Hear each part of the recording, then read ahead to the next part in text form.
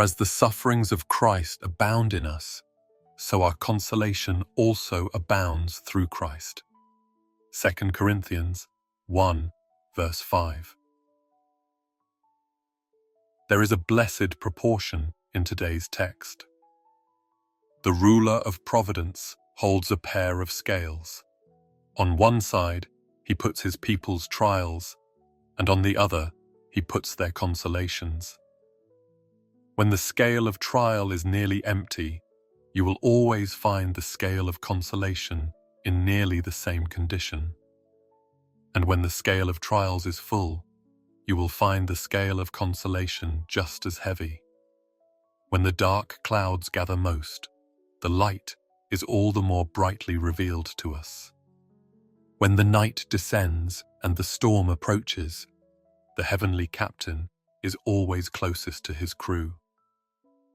It is a blessed thing that when we are most cast down, it is then that we are most lifted up by the consolations of the Spirit.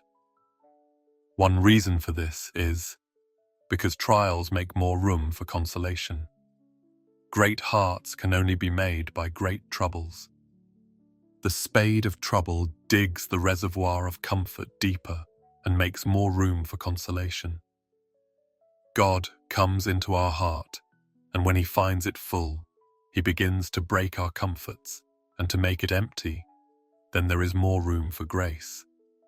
So, the humbler a person is, the more comfort he will always have, because he will be more prepared to receive grace from God.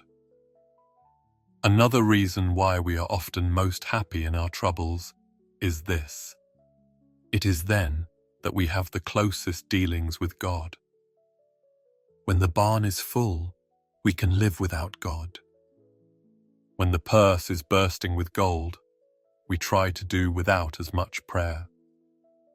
But once our gourds are taken away, we want our God. And once the idols are cleansed out of the house, we are compelled to honor Jehovah. Out of the depths I have cried to you, O Lord. There is no cry as good as that which comes from the bottom of the mountains, and no prayer half as hearty as that which comes up from the depths of the soul through deep trials and afflictions. So trials bring us to God, and we are happier, for nearness to God is happiness. Come, troubled believer, fret not over your heavy troubles, for they are the heralds of weighty mercies. Amen.